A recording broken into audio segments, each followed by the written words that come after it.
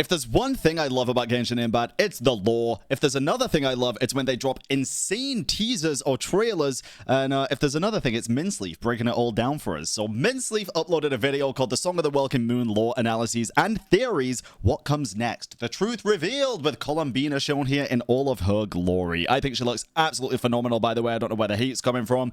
But we all saw this teaser the other day, and I love when Minceleaf breaks it down. So let's take a look and see, Genshin shall we? Impact just released the Song of the Welkin Moon teaser, Moonlit Ballad of the Night. So guess who's not sleeping tonight? All of us. I'm pretty sure all of us. We're Okay. Yeah, I haven't pre-watched this, I going promise. to break it down scene by scene because this teaser is rich with lore, ancient history, and foreshadowing for what's to come in the highly anticipated Nod Cry. Yep. This is my initial analysis. I've said this time and time again. I think I hope Nod Cry is going to become a turning point for Genshin and the lore enjoyers. They've said it themselves. Hoyoverse devs have said they're going to be putting lore pretty much in front of our faces, so it's unmissable, and portraying the story in a better way to tie up all the loose ends. I am very excited and very much looking forward to it. I just hope it is done right. But there's definitely going to be a deeper part 2 video because this teaser is absolutely packed. I actually had an hour-long Nod Cry video that I've been working on for about 2 months now, but that got thrown into the air, I bet, with this. I definitely have to add more to it because of this teaser. But before we dive into the scenes themselves, there's some crucial backstory you need to carry with you going into Nod Cry. This is, without the entire game, one of the most important pieces of ancient Teyvat history we've ever been given, and it'll make what's about to happen in Nod Cry a lot easier to understand. Trust me. Long before humans walked Teyvat, it was a world ruled by dragons and the 7 sovereigns. These artworks still blow my mind to this day. This image, by the way, Jesus goddamn Christ, if we can quickly talk about Nibelung creating the 3 original moons theory, that'd be great, man. Siding above them all was the Dragon King Nibelung. He was the original ruler of the planet. Then came the invasion from beyond. An alien god known to us as the Heavenly Principles descended upon Teyvat. This god defeated the dragons, claimed the entire world, and created humans. From that moment forward, Teyvat began to shift. Dragons were cast aside and the era of humankind began. There's a lot of information that we actually learn in, I would argue, the end of Fontaine and early Natlan. Well, just Natlan in general, especially with the Ochka Natlan quest line. But the Dragon King Nibelung didn't accept defeat quietly. In an attempt to reclaim his world, he ventured beyond Teyvat and returned with forbidden knowledge from the Abyss. With this newfound power, he launched a second war against the Heavenly Principles, what Neuvillette refers to as the Great War of Vengeance. Exactly, and this is what I'm saying with the end of Fontaine. Neuvillette gave us a brief bit of information, but I feel like it's all going to tie in together very nicely with the rest of the info that Natlan gave us. At first, Nibelung was depicted in murals as a white dragon, but the corruption of the Abyss twisted him into a darker form. I am curious as well. I do wonder if the forbidden knowledge that Nibelung got was actually, and obviously it can't be from Ryandotter herself, but I do wonder if it's similar to Ryandotter's stuff, and if maybe she used forbidden knowledge and this kind of information to do the whole Durin situation, right? We understand the Durin situation. The fact that Durin is now a humanoid playable character, or like a half human, half dragon, I guess, and that kind of went against the whole that he was a abyss corrupted dragon to begin with. I am curious if Ryandotter's research is going to have ties with Nibelung's journey to get forbidden knowledge as well, and if Durin being in Nod Cry is going to tie to all of this. The Great War of Vengeance caused massive destruction, nearly bringing the entire world to ruin. Though Nibelung believed the power of the Abyss would grant him victory, it ultimately led to his demise and the near extinction of his kin. In the aftermath, the Heavenly Principles cast down the Celestial Nail. But can we talk about Nefer real quick? I think that design is high-key, really goddamn nice. I see a lot of people shitting on this character design on Twitter, and I just don't understand it, bro. I think she looks goddamn good. To try to repair the world. But these divine devices also devastated the ancient civilizations in Teyvat, even the human civilizations. So remember, there were 2 great wars in Teyvat's ancient history. The first, where the Heavenly Principles conquered the dragons, and the second, where Nibelung returned, seeking revenge with the power of the Abyss. And well, now that we've covered I guess that's not really important to this plot line. Let's look at one of the earliest lines in the teaser. It was not until the funerary year that the primordial voice once again cried out in the darkness. Also, listen, funerary year that the primordial voice... I gotta point this shit out, bro. On these representatives of the moon, they all have horns, or at least one horn, and I think that kind of aids the practically confirmed theory that Nibelung created the three moons. Once again cried out in the darkness. This is a direct reference to the Before Sun and Moon books found in Enconomia, books so dangerous that Orobashi was executed by order of Celestia just for reading them. Do we also think the Before Sun and Moon books is referencing, like, the sun and moon? Is it referencing the actual sun and moon, like before Nibelung created the moon and someone created the sun? Or do we think it could be referencing before the travelers? Like, Lumine and Ether kind of represent the sun and the moon in the story, right? I would argue with Ether, if you play the canon, like, Ether as the canon MC, I'm just going to say here, even though he's not canon, but Ether being the sun, collecting all the light and stuff and the elements, and then Lumine being the moon, the abyss twin, the princess of the abyss, you know? The Funerary Year chapter describes the very war we just discussed, Nibelung's war of vengeance and the darkness it ushered in. So this teaser is intentionally anchoring itself in the deepest roots of Genshin's lore. So how do the moons tie into all of this? The three moons of Teyvat are also known as the three moon sisters, Arya, Sonnet, and Canon. They were goddesses who also served as Teyvat's moons. Teyvat had three moons in the sky in the past. Yes. Some refer to them as the iridescent moon, the eternal moon, and the frost moon, but we don't yet know which name matches which sister. Yeah, we don't. And obviously now we have the Welkin moon, which is likely going to be Columbina by the lots of things from the latest teaser, which I don't know if Min goes over it in this video, actually, because it might have come out afterwards. It wasn't the trailer, it was I uploaded a video on it the other day, actually. Secret moon lore from the web event. Teaser states that the primordial being that once ruled this planet made three moons rise from the earth. Normally, we'd assume primordial being refers to the heavenly principles. But this one is likely Nibelung. And I heard a theory the other day, which sounds really fucking cool, bro. Like, by the way, there's going to be, like, not really any edits in these videos for a while, because I kind of like the raw, unfiltered approach, even if there's some silences here and there. I kind of like just chatting shit to you guys. I'm going to keep it a buck, whether it's about lore or even drama or other things. It's just fun. But when it said this exact line... Earth. The primordial being that once ruled this planet made three moons rise from the earth. Rise from the earth. People are speculating that Teyvat might be obviously the continent that we are on, but these moons could have been made up from the other continents of the planet. That's why we don't really hear anything about it. Normally, we'd assume primordial being refers to the heavenly principles, but in this case, it likely refers to Nibelung. Yes. In early murals, he's shown presiding over Teyvat with the three moons in front of him. After the heavenly principles won the first war, they took control of the moons. But during the second war, the Great War of Vengeance, Nibelung's return, two moons were destroyed and only one survived. Exactly. Now let's break down the scenes from the teaser. First, we see Varka. Based. I love Varka's design, bro. I wish he had a beard, but other than that, he looks goated. The long-awaited Grandmaster of the Knights of Favonius, in all his beefy glory, with the wolf's gravestone on his back. Bro, I hope it's just a himbo. I hope it's just a fucking, like, war-torn...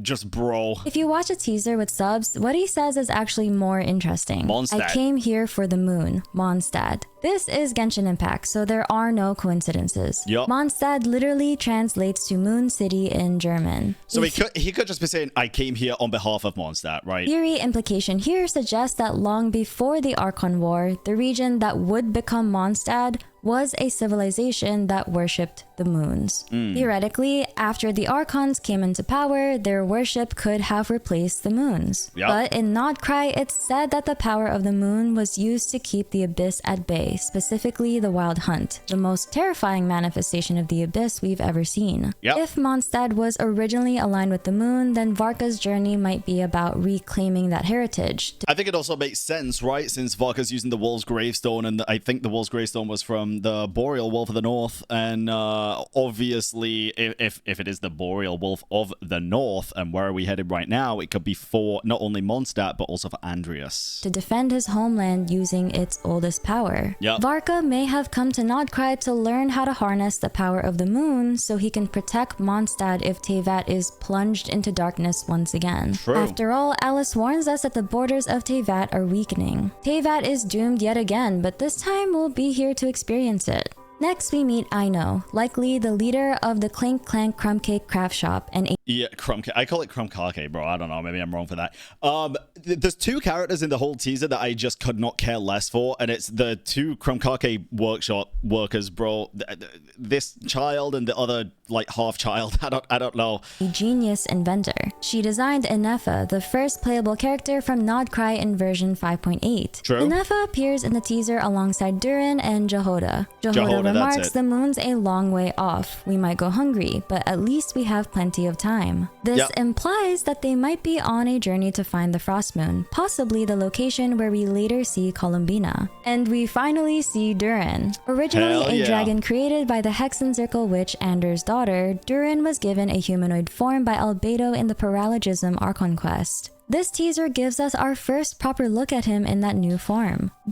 I mean, for the story aspect, Ander's daughter, I guess, not Ryandotta's creation. Based on the 5.8 trailer, we know Inefa leaves Nodcry, which means this teaser is set before the events of the upcoming Archon quest. Yes. Now, remember how the power of the moon was used to repel the Wild Hunt? Yep. In this teaser, we see that moonlight becoming a flame in a lantern held by Flynn's, our first character from the Lightkeepers. I didn't pick up on that. Wait, so the Lightkeepers might be keeping the moonlight. The Lightkeepers were ancient protectors of Nodcry who worked with the Frost Moon Scions to wield the power of the Frost Moon. Their founder, the Torchforger, well, yeah, of course, that does make sense then. Struck a deal with the Tsaritsa centuries ago, promising to protect both Snezhnaya and Nodcry in exchange for Nodcry's independence. But after the Cataclysm, the Fatui broke that treaty. They abandoned the Lightkeepers to the Wild Hunt and allowed them to be nearly wiped out. With the Lightkeepers no longer a threat, the Tore moved in and built his stronghold.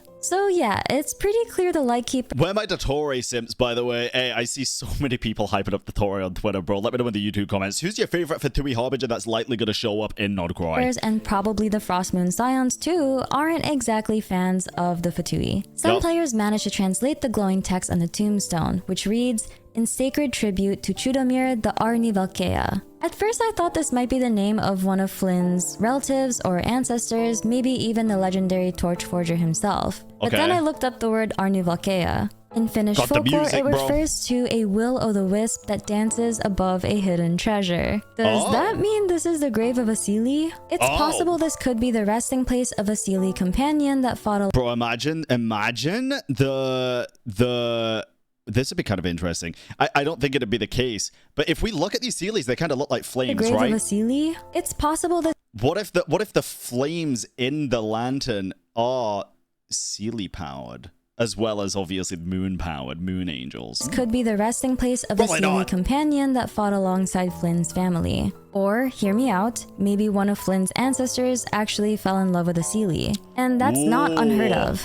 True. Historically, when Seelies still existed in their full angelic forms, we know of at least one who fell in love with a human. So, who knows? Maybe this grave marks the legacy of that kind of bond. Then we get a closer look at Sandrone, the Fatui Harbinger. She refers to the Frostmoon Scions as a laughably futile rebellion. She has a key at her back, as you can see right here, by the way, so I am still kind of hoping the actual character is going to be this big, buff, brolic fucking robot motherfucker, and then she's the puppet still. That'd be so funny, bro. It's the theory I've had for years. Noting that Sandrone appears to have a mechanical key embedded in her back, suggesting she may completely be a puppet or robot. That'd be so cool. A literal marionette. She definitely warrants a deep dive video of her own because there's a lot of lore surrounding her that we won't fully unpack here because I want to go to sleep. I have a couple videos about her in the meantime, but I promise I'll do a fuller video on her very soon. Next we see Lauma, a priestess of the God, she looks so good, bro. Frostmoon Scions. Her people, the Frostmoon Scions, or Moon Children, fled their golden homeland of Hyperborea thousands of years ago and settled Keep it a buck, bro. on Hisi Island in Nodcry. In ancient times, one of their priestesses lent her light to the Torchforger to build a lighthouse that would protect Nodcry from the Wild Hunt. In the teaser, we see Lauma perform a blood sacrifice, pleading for the Frostmoon's light to shine on Nodcry. I love how the horns grow as she does this, by the way. It's a detail that I didn't notice at the time, but if you pay close attention, the horns start developing more. Lauma perform a blood sacrifice, pleading for the Frostmoon's light to shine on Nodcry once again. Sick, and we dude. see her blood glowing glowing with moonlight. Then comes Nefer, a storyteller whose name might be a reference to Nefertiti. I honestly thought with her name and appearance, she'd be a character from Sumeru, but she's here in Nodcry and she... Yeah, I feel like if the Dendro Sovereign, Apep, had a form, it'd probably be something like this. Appears to be working with Varka. Nefer mentions that a greater storyteller than herself has arrived, and that's when we see her, Nicole Rain. Best, well, I don't know about best Hexenzirkel character design, but I actually prefer her design to Alice, and I know that's a crazy concept, but I do, bro. She looks so fucking cool. She just looks so sweet. The enigmatic witch of the Hexenzirkel. We've actually heard her before. She was the mysterious voice who appeared during the Sumeru Archon quests and offered help during Fontaine's story as well. For the longest time, we suspected Nicole might be a Seelie, and now we finally get a soft confirmation. According to the Natlan Archon, her wings look like a crystal fly to me, not even necessarily a Seelie, but the lore points to Seelie, obviously. Quest Seelies are angels. And in this teaser, we see Nicole's wings and halo begin to glow. I didn't even see the eyes halo. Also shine in the shape of true primogems. Personally, I couldn't help but smile. Years ago, I toyed with the theory that the people of Conria might be distant descendants of the Seelies, all because of that one haunting little book, The Pale Princess and the Six Pygmies. So seeing Nicole with true Seelie features and glowing wings and cool primogem eyes kind of feels like... She also has the primogem mark on her head as well, right? If we go back a tiny bit. Yeah, right in the middle of the forehead. Like a full circle moment. Nicole is a powerful prophetess. She's known among the Hexenzirkel as the guide who will never get lost. This part as well is pretty cool. What is this? Bro, dead ass, I thought this was like a skin tag at first.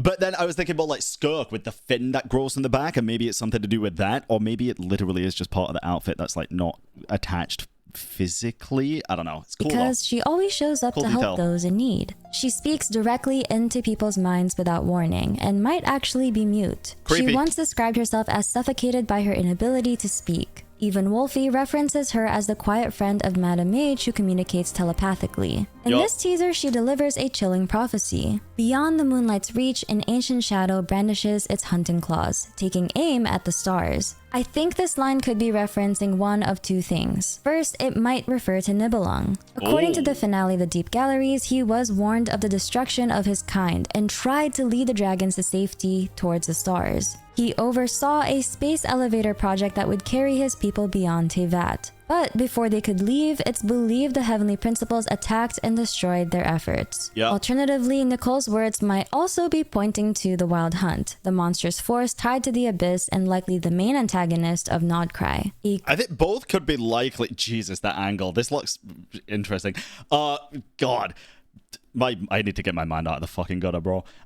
Yeah, both could definitely make sense. I guess the Wild Hunt would make more immediate sense considering the plot of Nodcry that we know so far. But Nibelung as a theory is very, very fun to think about. Or its leader lurking beyond the moonlight's protection, now reaching for the stars. Honestly, the idea of a reborn Nibelung being the leader of the Wild Hunt both terrifies and excites me. But it makes sense with Durin foreshadowing that, right? I feel like it makes sense. It'd be really fucking awesome. But personally, I'm hoping the real leader is someone else. Someone we'll be talking about very soon. Raria?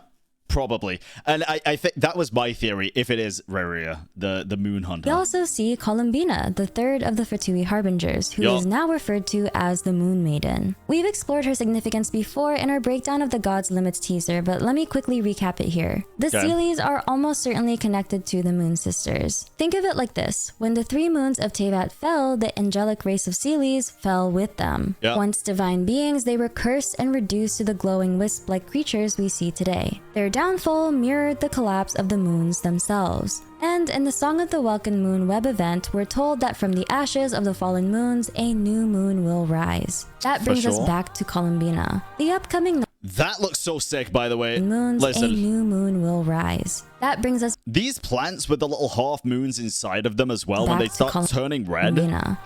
Oh god, it looks so fucking cool. The upcoming Nodcry patch might be titled Night of the Still Mist, Rise of the New Moon. The Fatui Harbingers are searching for Columbina, and in this teaser, we see her in a strange, haunting realm beneath a moon that looks like it's on the verge of crashing into Teyvat. The moon just looks uncomfortably close. She stands alone in a mysterious field of flowers, saying that the fall of the moon is nigh. The theory here is that Columbina may be and we saw they pulled down the moon, a vessel for a new moon goddess. Yup. Her design is full of angelic Seelie-like symbolism after all. If the Seelies were once deeply tied to the power of the moons, then it makes sense that a Seelie, or someone descended from them, could become the incarnation of a new moon goddess. You know, it'd be so funny as well. The fact that we know she's called the Moon Maiden does make this make more sense. But bro, I remember back when Fontaine was first shown and people thought Nouvelle, including myself, was going to be a Seelie or a descendant of a Seelie or something. Couldn't have been further from the fucking truth, right? With it being a dragon sovereign at that. It'd be so funny if Columbine is just something totally different, not a Seelie. But I just don't see it happening at this point. Rising to replace the ones lost in the Great War of Vengeance. Of course, the Frost Moon is still hanging in the sky for now. Yep. But Enefa's story in the 5.8 trailer suggests something much darker. It's heavily implied that the moon, maybe the Frost Moon, was pulled down by some external force. So I feel like this one, the moon that's going to be pulled down, is actually, if you remember in the Natlan All Conquest when Mawika punched a hole in the sky and we saw the moon fragments, I feel like it's going to be that. I don't think it's going to touch on the Nordcry situation just yet. I feel like it's too early. Whether it was the Wild Hunt or the Fatui isn't entirely clear, but let's think for a sec. That massive Fatui machine we've seen in Nordcry? What if... Also, bro, let's listen. think... In this scene, when we can see all the ancient dragon inscriptions behind her, it really does aid the theory that her core is one of the old dragon lords of Natlan, right? I'm so excited to learn more about Enefa. That massive Fatui machine we've seen in Nordcry? Yep. What if its purpose was to drag the moon out of the sky? I thought it'd be to replace the moon, like so that maybe Columbina in. I feel like it's gonna become the fucking Death Star, bro. The fake moon in the sky. If that's the case, the Frost Moon might already be destroyed by the time we arrive in Nordcry. And with all three moons gone, the conditions would finally be right for a new moon to rise from the ashes of the old. Perhaps that was the Fatui's plan all along, to bring down the final moon and trigger the rebirth of a new moon goddess. And Columbina may be the vessel they've been preparing for that very purpose. True. And just when you think the teaser has shown its final card, we get one of the most surprising reveals yet. Alice with her kind of hat. Alice. Yes. The Alice. Yeah. Mondstadt's most mysterious adventurer. It's actually the Klee, I guess, right? We got Klee and the Klee. A renowned mage and author of the Teyvat travel guide. She's finally here and her design does not disappoint. I mean, the hat alone is iconic. The frame of a hat is iconic. I feel like the fabric of the hat is doing a John Cena cosplay. Honestly, every single character from Nordcry looks stunning, but seeing Alice at last feels like a major lore milestone. Alongside her, we'll also see returning characters like Albedo, Yella. Also, another interesting point to make here. We noticed for Mondstadt visions that they all look a little bit different, to be honest. This one, if I can move my camera a little bit here so you can actually see it. This one has 4 wings, it looks like, on either side. 1, 2, 3, 4. 1, 2, 3, 4. Most of the Mondstadt characters, even like Albedo here, if I can show you, have 3. 1, 2, 3, 1, 2, 3. Maybe this is a 4th, it's just placed differently. But then Kaya has like, what does Kaya have? Isn't it like 4 on one side, 3 on another, or 3 and 2? Like, I'm curious what the significance of Mondstadt visions are. We'll also see returning Does it resemble how much freedom they have, maybe, or something? Characters like Albedo, Yelan, and Wander, each of whom will likely play an important role in the upcoming Nordcry Archon quests. Yep. But the real intrigue lies in the note Alice holds in her hand. On it are 3 names. Aralos, Solnari, and Canon. Yeah, which could be Arya, Sonnet, and Canon. Or Solnari could be Reria. Aralos, Solnari, and Canon. At first glance, the initials clearly match the 3 Moon Sisters, Arya, Sonnet, and Canon. But I don't think it's just a simple nod to their names. See what I did there? It's 4 a.m., but I think there's much more going on here. Don't cry. The name that immediately stands out is Solnari. Yes. That's because Rehir of Solnari is one of the 5 sinners of Conria. Moon Hunter. In other languages, the title translates to Moon Hunter or Avenger of Solnari. We've speculated before that Rehir might be the leader of the Wild Hunt, the destructive force tied to the Abyss and Nordcry. Would be kind of cool, right? Would be kind of cool. It'd also be interesting if maybe I know it said earlier that maybe I was gonna say Durin, bro, the fucking dragon Nibelung, isn't necessarily revived, but what if there was something like Reria? He is a sinner after all, so is Ryandotter. What if he merged, kind of like Wyandotte did with Nibirius.